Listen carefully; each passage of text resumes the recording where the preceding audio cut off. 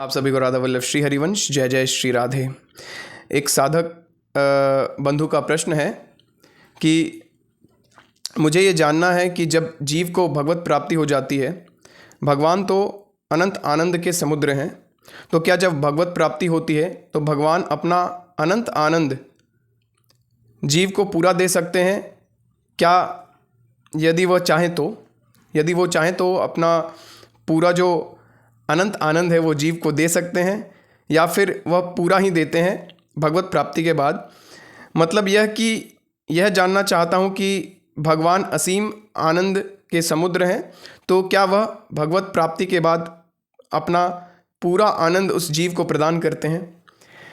देखिए, इस प्रश्न का उत्तर परम श्रद्धेय कृपालु जी महाराज ने दिया है कि अगर भगवान अपना लेश मात्र भी आनंद अगर अभी इस स्थिति में हमें दे दे, लेश मात्र अनंत आनंद का तो बात जाने दो, अगर अपना लेश मात्र भी आनंद अभी हमको इसी स्थिति में दे दें तो हमारा शरीर जो है वो एटम बॉम्ब की तरह फट जाएगा, एक एक कण नहीं मिलेगा शरीर का।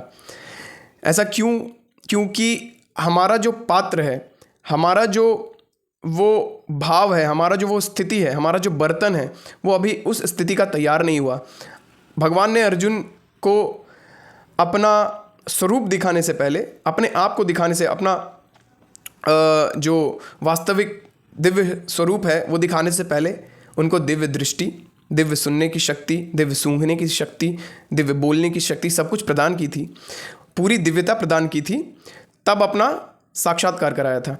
उसी तरह अगर हमारा सुनने का शक्ति, देखने का शक्ति, बोलने का शक्ति, मतलब वो दिव्य शक्तियाँ जिससे कि हम प्रभु का, भगवान का अनुभव कर पाएंगे, वो सब अगर नहीं है हमारे पास, तो इस स्थिति में, जो स्थिति अभी हमारी है, हमारे आपके जैसे लोगों की है, अगर इस स्थिति में भगवान अपना दर्शन करा दें, भगवान अपना आनंद का लेश मात्र भी दे देना, तो भाई बॉम्ब की तरफ फट जाएगा हमारा शरीर, सहन नहीं कर पाएगा, मूर्छित होके गिरना क्या भाई, मतलब हृदय चोक कर जाएगा भाई। मतलब अभी हम लोग का उतना पावर नहीं है, तो ये पावर कहाँ से आएगा, ये दिव्यता कहाँ से आएगी? देखो, गुरु कृपा से गुरु क्या करते हैं, गुरु ये बल प्रदान करते हैं, बर्तन बनाते हैं, हमारा बर्तन भी बनाते हैं वही और दिव्यता भी वही देते हैं। ये सब गुरु का काम है। अपना काम हमको सिर्फ और सिर्फ यही करना है। आपका प्रश्न बड़ा मीठा है, बड़ा आनंदमयी है, बड़ा सीधा साधा है।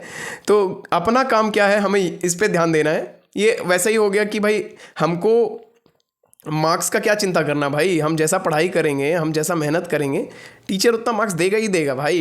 टीचर के हाथ में आपका मार्क्स रोक लेना है ही नहीं। उसी तरह अगर आप सच्चे हृदय से दृढ़तापूर्वक साधन में लगे हो, नाम जप में लगे हो, सत्संग में लगे हो, तो भाई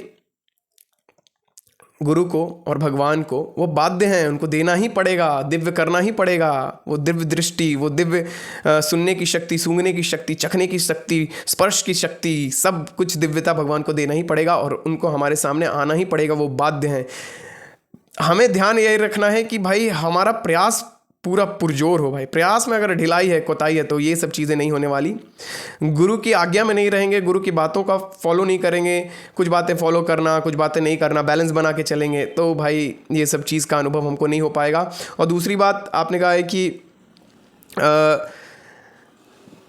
भगवान आनंद के समुद्र हैं, तो पूरा मतलब भगवान तो अनंत आनंद के समुद्र हैं ना। तो अनंत आनंद मतलब आप अनंत कैसे ले सकते हो? अनंत चीज़ हमारे को कैसे मतलब हमारे अंदर समा सकता है? हम तो सीमित हैं, हम तो भगवान के अंश हैं। अंशी को नहीं, अंशी अंश को समा सकता है। अंशी मतलब कोई समुद्र है तो उसमें अनंत लहरें होती हैं, वो लहरें उसमें उठती हैं और उसमें लय हो जाती हैं, लेकिन और समुद्र का मज़ा भी लेती हैं। अनंत समुद्र का लहरें मज़ा भी लेते रहती हैं, लेकिन लहरें समुद्र नहीं बना सकती। समुद्र तो अनंत लहरें प्रतिक्षण बनाता रहता है और उसके अंदर विलीन होते रहती हैं, लेकिन जो लहरें हैं वो समुद्र नहीं बना सकती, समुद्र का थाह नहीं ले सकती। तो उसी तरह भाई भगवान अनंत आनंद के समुद्र हैं भाई। तो अपने को तो बस अनंत, मतलब अनंत में से अनंत मजा ले लो, फिर भी अनंत बाकी रहे। अनंत का मतलब क्या? अनंत माइनस अनंत इज इक्वल्स टू अनंत, अनंत इंटू अनंत इज इक्वल्स टू अनंत, अनंत प्लस अनंत इज इक्वल्स टू अनंत। तो भाई अनंत का क्या है भाई? अनंत है भाई भगवान। तो अनंत का कोई सीमा नहीं है भाई। इसीलिए तो कहा गया है कि भगवान का जो आनंद है वो प्रतिपल बढ़ते रहता है। जैसे जैसे हमारा स्थिति, जैसे जैसे भगवान में प्रियता बढ़ते रहेगा, वैसे वैसे वो आनंद समुद्र का, वैसे वैसे हमारा, जैसे जैसे हमारा भगवान के प्रति प्रियता बढ़ते जाएगा, वैसे वैसे हमारा बर्तन बड़ा होते जाएगा, बड़ा होते जाएगा, बड़ा होते, जितना बड़ा बर्तन उतना आनंद ले लो भगवान का। यार क्या जाता है, मज़ा ही मज़ा है भाई। आप सीरियस साधक, आपके जैसे सीरियस साधक को मैं नमस्कार करता हूँ।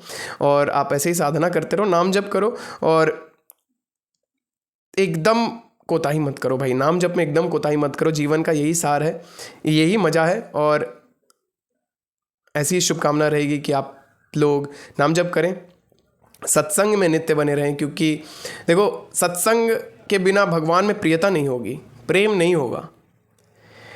जाने बिन नहीं होए प्रतीति, बिनु परितीति होए नहीं प्रीति। जानिएगा नहीं तो जान पहचान नहीं होगा, और जान पहचान नहीं होगा तो किसी से प्रेम नहीं हो सकता। और जान पहचान कौन कराएगा? जो भगवान का प्रेमी भक्त है, प्रेमी संत है। तो जैसे हम भी आपको बताते, तो अपने गुरुदेव के कृपा बल से, अपने गुरुदेव के चरण शरण, मेरे गुरुदेव जैसे भगवान के भक्त हैं, उन्हीं का कृपा प्रसाद पाके आपको कुछ निवेदन कर पाते हैं। तो आप लोग नित्य नाम जप में लगे रहिए, नित्य साधन में लगे रहिए, पूर्णता से साधन करिए। देखिए, भगवान किसी साधन से नहीं मिलते।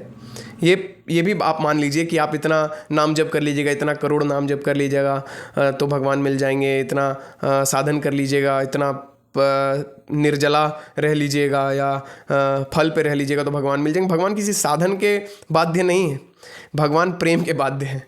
अगर भगवान से प्रियता हो गया, आप कोई साधन नहीं करते हो लेकिन भगवान से प्रेम हो गया, लेकिन बिना साधन के प्रेम होता भी नहीं है ना।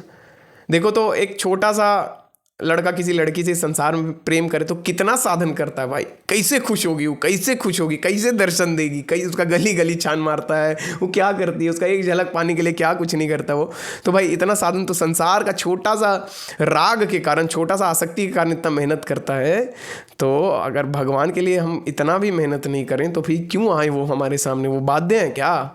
वो हमारा खा रहे हैं क्या? हम उनका खा रहे हैं? वो किसी के अंडर में नहीं है, वो सिर्फ और सिर्फ प्रेम के अंडर में। आप उनके शरण में चले जाओ, उनको बाध्य होकर आपके सामने आना पड़ेगा। होप सो कि हम आपका प्रश्न का ठीक ठाक उत्तर दे पाए होंगे। तो अगले वीडियो में मिलेंगे। आप सभी को राधा वल्लभ श्री हरिवंश। जय जय श्री राधे।